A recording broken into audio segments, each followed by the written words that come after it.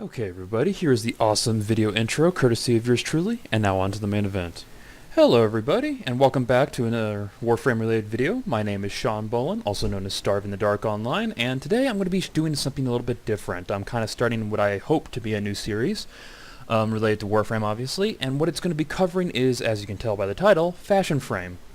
For those of you who are very new to Warframe or have never actually played Warframe, Fashionframe is what we veteran players and basically the whole community uses to describe the process of taking your awesome, amazing character and making them look like you, aka more awesome and amazing. Adding all that bling, those colors, that craziness to really get the eccentric designs and builds that you see throughout Warframe as you play. And it can be a very plat-intensive, lots of premium currency, and very difficult process and somewhat convoluted for a lot of people to understand, so I was going to make this series to kind of archive all the builds I've ever and designs and themes I've ever come up with and done, and just kind of give you guys some tips and tricks along the way as to how I do things and how I kind of think my way through this kind of process, because it is truly a process. For every Warframe, or at least I'm trying to get there, where every Warframe will kind of have a theme, and these themes are constantly changing, and they're constantly evolving for me as I find as new stuff comes out, new attachments, new color palettes, that kind of thing. And for me, it's just often this is my fun. This is my in-game. I know that some people like going for hours in endless survival missions and other things. Some people love taking on arborations, X, Y, Z. My thing is making my Warframes look like the prettiest, shiniest space Barbies that they can possibly be. And if you're wondering what space Barbies are, go check out Miracle Movance. I'll link his channel down in the intro to the video description, where he's the one who's coined that term. Because truly, these are basically just highly advanced cybernetic Barbie dolls of the modern era. Okay. That's enough of intro. This is actually kind of a special fashion frame for me, because this was the first one I ever did that I remember where I was like, oh my gosh, I took this character that looked pretty cool already and made them look so much more cooler and so much more relatable to me. And yeah, without further ado, let me show you what it is. As you can tell, we're looking at Volbin Prime, and boom. What this is, if you can't tell, is this is my Keetongu loadout, and I'll show you why in a sec. If you don't know who Keetongu is, hopefully, if everything goes according to plan in post-production, there's going to be a picture of him overlaid on the screen right now. He's from the Bionicle franchise, which used to be an old kind of action hero adventure universe that was done by Lego, and was often one of the founding parts of my childhood was Bionicle. So, it was really cool when I figured out that the Volbin Armistice helmet, this one right here, came out, because I was like, oh wow, that looks exactly like wow, English, okay, Keetongu's helmet. And so I was really excited, and Volbin just kind of fit the profile, that kind of big, bulky, kind of reinforced armored profile of Keetongu, and so I went with it and created a build for it. I figured I would start off. Actually, I have to just lie. I created a whole theme around this. So I'm going to be walking through all the different weapons I chose and everything for this build. But first off, let's begin with the basics. I'm going to show you what my Volbin Prime's appearance looks like and how I did that. Obviously, I used the Armistice helmet. There are other helmets you can use, but this is the one that brings together the whole build. I went with the Volbin Prime skin because I'm not going to lie, it's an incredibly amazing looking skin, and I honestly didn't have to mess with it too much. I figured I'd show you the color combinations, because what I often do is I color the main Warframe, and then I go back and add attachments and sandanas and regalias afterwards.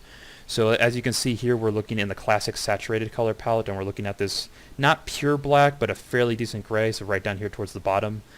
I'm pretty sure that I used the same color. Yep. Oh, nope. I actually get the lie. It was a slightly darker color of black for the from the classic saturated, as opposed to this one. For the secondary, tertiary, let's see where we going today. We are actually entering the Katir color palette, and if you don't have this, there's some very similar shades in the color saturated palette that I just showed you towards the top that you can use to kind of simulate this feel. And then, of course, you have your accents. I went with back in classic saturated. This is honestly, of all the color palettes, I use this one the most, so you can kind of see that. And as you can see, it doesn't change too much from the default accents, but adds a little bit there. And because if you ever saw the show, Keetongu had this bright blue energy to him, like in his eye. I obviously went with a bright blue energy from the color classic saturated palette to help simulate this. Back when this was actually I made this build over like a year and a half ago, this fashion frame, and so I only had like one color palette at the time, and so that's why you notice all this is coming from the same color palette. Okay, So that's just kind of the general colors, just kind of giving you a kind of bird's eye view of what was going on there. As you can see, I also added some attachments, so I figured I'd show you off this. I actually have the Harmony ribbon, because back in the day, that was the only chest piece I really had that fit. As you can see, I've obviously gotten some more since then. Not going to mess with this, though. We're going to keep the originality of this build, because this is kind of a special build for me, as it was my first. I went with... whenever Katir brings through cosmetics I don't own, I always pick them up, because I'm just, that much of a fashion framer. So from Katir, he will occasionally bring the Prisma Daedalus cosmetic set. So as you can see here, I'm using both the left and right shoulder guards, which are these bad boys right here. And they just kind of, the reason I chose these was just because they kind of fit the pauldron armored look that I was going for, and they also kind of match up with these really cool kind of bladed looking armor guards on his arms. So just kind of nice little matchup there. Also from Katir, as you can tell, I got the Foros leg plates, which you can see right here. And the reason I chose these is, once again, they kind of fit the more armored, like there's a lot of Dark Souls style armor attached to this guy's body. And it also really synced up well with his knee plates here for the Volbin Prime skin. It was just a really well, everything came together for this build, and I was so happy with it. And that's just generally the attachments and such I chose for that. It's pretty obvious, but I chose a big, sort of bulky looking, once again kind of pointed, jagged looking Sundana for his back, so that we just go in there. This was the only Sundana I had at the time. Katir brings through quite a few of these depending on the holiday, the season, and everything else. This is the default one. You could go with one of these other ones. You can make it look cool. I just like this one because of just the stark colors. It's very basic, to the point. There's not a whole lot of extra gunk going on. It just really fits the theme well without adding too much flashiness. Okay. Let's see. This is such an old build that I actually don't have any sort of emblem selected. I'm going to keep it that way for now. You can absolutely add in your clan's emblem or whatever if you want to try to copy this build or do whatever. I want the chairman sigil. Let me just take a quick drink of water here like a professional. Oh yeah, Agua is amazing. Okay.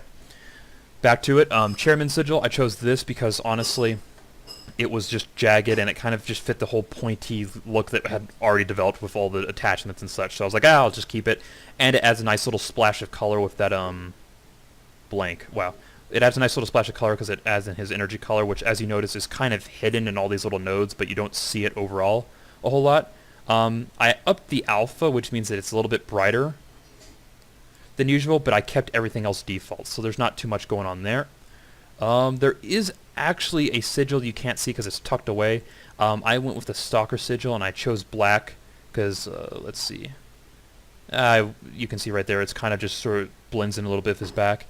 This was back in the time where I still needed drops from the Stalker. I've now gotten everything I can from the Stalker that I need, so I'm not too worried about that. If you don't, if you're the same way, you can actually replace the sigil with something else or just not have a sigil. For those of you who are relatively new players doing Fashion Frame, always equipped a sigil from one of your syndicates, like the Perrin sequence, which has the Chairman sigil, which gives me, wherever it is, there we go, bonus Perrin sequence syndicate standing, so you're going to want one of those.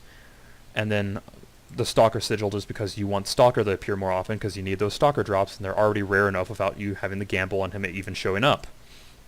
Okay, so that's Volbin, the basic look for him.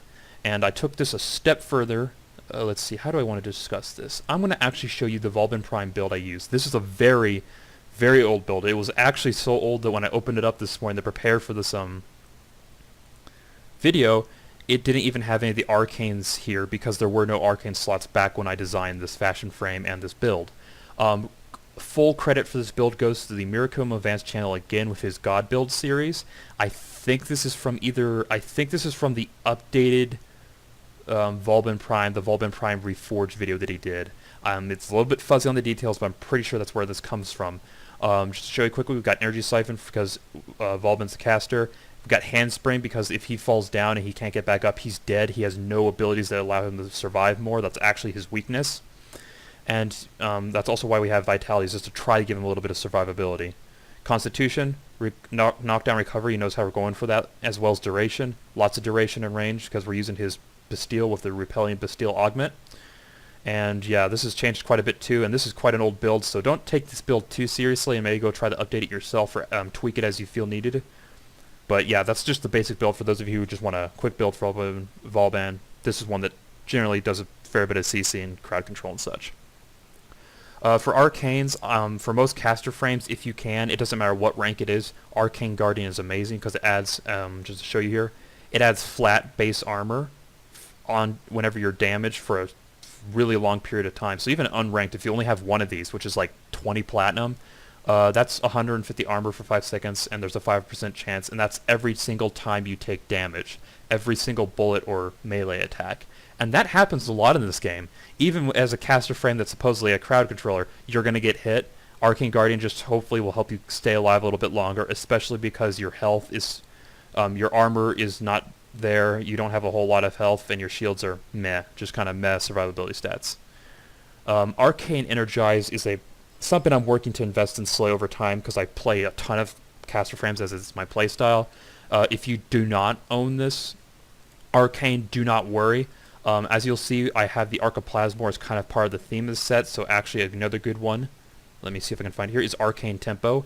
This drops from the Terrorless, which is the easiest of the 3 Eidolons to beat, so you guys can actually probably get a rank 3 of this on your own just by farming the Terrorless, which you're going to want to do anyway. And as you can see, it's on critical hit, which the Archiplasmor hits a lot, you get a plus 10% chance for plus 60% fire rate for 8 seconds, and a free Arcane Revive on max rank, and as I mentioned, these are cheap. If you have to buy it or you can farm it, easy and cheap to get. And that's what that was kind of a good replacement for Arcane Energize if you do not have an Arcane Energize. Arcane Energize I have on this build just because energy pickups with caster frames, that's kind of a big deal, and that will really help iron out the energy problems because Vauban does run into energy problems with this build, even with the streamlined thing. Okay, enough about the Warframe, let's talk about some of these awesome weapons that I equipped for him. First off is the Archiplasmor. Main reason for this is that it looks cool, it's kind of big and bulky like Vauban's profile, and it fits the whole space engineer theme that he has kind of going on, the sort of space paladin, if you will. Let's see if we can enter here. First off, its appearance, as I see, it is literally all I did was hit copy Warframe colors. I'm going to do it again just to show that. And yeah, it just worked really well. I didn't even have to modify any colors beyond that. So there you go. Upgrade, I'm just going to quickly show you my build. You can pause and take a screenshot or do whatever you want. Once again, this is from the God Build series. I think it's a different video. You can also just Google Archiplasmor build in YouTube and you'll find something similar. Everything here looks to be in order. As you can see, I kind of went for gas and radiation because it generally tends to work pretty well for this weapon. Fairly basic mods, what you would kind of expect for a weapon like this because it's a hybrid weapon, leaning towards status obviously. It does the job, and it's a murder. This thing murders so well, and it's a great way, especially when you use your Bastille augment with Vauban and enemies are hanging up in the air. This is a great way to just shoot them down and blow them up. This is a bit more of a tactical preference here, the Sonicore. First off, once again the profile fits Vauban really well. As you can see, it has the same color scheme as Vauban, no changes needed. Minor thing was that the original skin, which is the default skin right here, is okay, but when the Christmas skin came out, it's actually about to come out again, for the Sonicore came out, the Sonicore Festus skin, it just adds so many details and lines and engineering diagram style stuff that it just looked so much cooler. This, I think, cost me 20 plat, and I do not regret my decision. It is awesome and fits this theme so well, especially the little pointy bits, because they tie it into the whole pointy bit, the whole pointy thing we got going on. As you can see, everything's good there. This Sonicore, the reason I chose this is, as you can see, I've modified it so that it is designed to, let me see if I can show off everything here, yeah. It is designed with corrosive, and more importantly, it has blast. It has a ton of blast, and because of the way that works, that means whenever this thing hits anyone, it's going to ragdoll them and throw them all onto the ground. And that's the whole point of this, is because Vauban has so little survivability, and because all of his main abilities you're going to be using are stationary and don't move with him, it's fine when you're in a single point, like a defense mission trying to protect something, but if you're like in a mobile defense mission and moving from point A to B, Vauban's really weak because he has no abilities that mitigate damage. So this is my solution, which allows me to crowd control vast numbers of enemies for a fairly long period of time if I don't outright kill them, because this thing also destroys enemies pretty well. And this is how you're going to stay alive, moving from point A to B until you can set up your Bastille, maybe throw down a Vortex or two, and get your whole synergy going on with Vauban.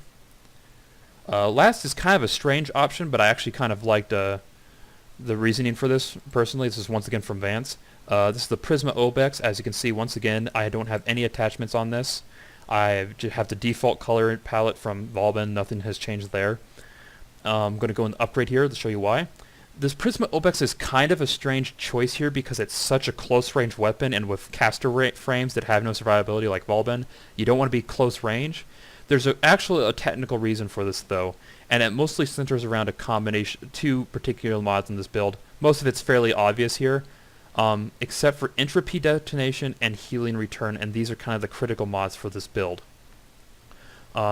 First off, just to explain how this is going to work, entropy detonation says that lethal ground attacks cause enemies to explode, dealing 1,000 damage, plus 20% enemy max health, blast damage in a 10-meter radius, so basically it causes an explosion, and you get +1 entropy, and that's the Suda special ability that you get from Suda augments, and what that does is it, A, deals more damage, I think in the form of 1,000 magnetic damage as well as the blast, and more importantly, it restores 100 energy instantly to your frame, no matter what. And with Volbin, because he relies on his abilities and his energy pool to stay alive, he needs energy regen as much as possible, and back in this day, I didn't even have an Arcane Energize, and this is my solution to it that allows me to regain energy quickly. I have Healing Return here as well, because as you can see, this is a status-based weapon, and I've modified it with both, let's see, I had something on here. This weapon attacks super fast, and so the whole point here with Healing Return is to really quickly damage the enemy and hit them really fast, and proc a lot of statuses, and then regain health. In particular, Volbin can get away with this because he has the Vortex, and what you can do is you can Vortex throughout your Vortex, suck enemies into the center. They're also all going to be kind of off their feet and lying on the ground, and then what's going to happen is he's going to use lethal ground attacks to kill them. Whoopsie, don't want to do that. He uses his lethal ground attacks to kill the enemies, and deal a ton of damage to them, trigger his energy ability because he's going to have the Obex out, hopefully triggering the energy regain, and then he also has the Healing Return. And the Healing Return is going to allow him to actually regain health, which will hopefully keep his health pool up enough that he's going to live through most things. That's kind of the idea. This is actually kind of essential. You can use like a Zaw with Healing Return or something, but you want something that helps you restore health. That's kind of critical for this. This was back before Zaws were around. Okay. So that kind of covers the reason for Volbin and this cool kind of space engineer theme we have. I figured a space engineer would have these little tase guns. Kind of makes sense. Let's talk about the Sentinel real quick. I went with Helios Prime because, once again, all the sharp pointing objects that are going on kind of just ties into the whole theme I had going, and it looks cool. Also, Helios Prime is one of the best Sentinels because it has both the Investigator mod, which allows you to just scan everything without you having to personally do it, and it has the Detect Vulnerability, which makes which develops weak points on enemies and allows them to kill. This is the whole build right here for the Helios Prime. Once again, I think this came from the God build series a long time ago, and it's worked for me ever since. I've never once regretted this decision. So yeah, that's Helios Prime. If you're going to equip a Sentinel weapon, since the Archoplasma is a shotgun, I always equip a rifle, and in this case I'm going to equip the Volquok, which is just a really solid rifle that deals a whole lot of damage at once and allows your Sentinel to actually help you out a little bit. Just to show you here, this is my build. Does the job well enough. I put 4 Forma into this, and honestly it's like okay, but I'm never going to put a Riven mod on this or not. I'm not relying on my Sentinel to kill people. I'm relying on my Sentinel to help me out with Vacuum for all those sweet mods and credits and for other stuff. Alrighty guys, this has been the first episode of Fashionframe Fun, as I'm going to call it, this new series, and I hope you guys enjoyed. Please feel free to leave any likes, comments, or questions down below, and actually, once I get through the backlog of frames that I have for this current this series, which is like 8 to 10 in the next couple weeks, I would love to get your suggestions on maybe like anime characters or characters in general that you would love to see me try the fashion frame using warframes and stuff in game. Only thing I'm going to say is that I'm not buying anything Tenogen related. I have done that once or twice, and it's okay, but I want to see if I can do it solely with plat, because I actually trade for plat in this game, and that's kind of a fun challenge for me, is to make the plat I need to do my fashion frame. So yeah, what's going to happen now, if everything goes according to plan video production, is it's going to fade, and I'm going to show you just a quick bit of, what do you call it, a quick bit of gameplay showing off Volbin and kind of what he can do and all that cool stuff. And then, yeah, that'll be the end of the video, and then talk to you all next time. Thank you so much for tuning in, and take care, mates. Hello everybody, and thank you once again for making it to the end of the video. This is the part of the video where I'm trying to really experiment with the format. As I mentioned before, this is a fashion frame centric video, but I also do like showing off my builds so you guys don't have to ask for them in the comments, so you can just build it yourself. And I also like showing just a bit of gameplay to kind of show you the different weapons and the warframe and the sundries going on. This particular clip was recorded very quickly and was not the best, but hopefully in the future I'll have more professional looking clips at the end of videos. This one's already at like 21 minutes, so I was a bit surprised by the breadth of this project, but I had a ton of fun doing it, and I learned quite a bit about video production. And I would be curious on your comments and feedback on this format. Once again, thank you all very much, and have a wonderful day.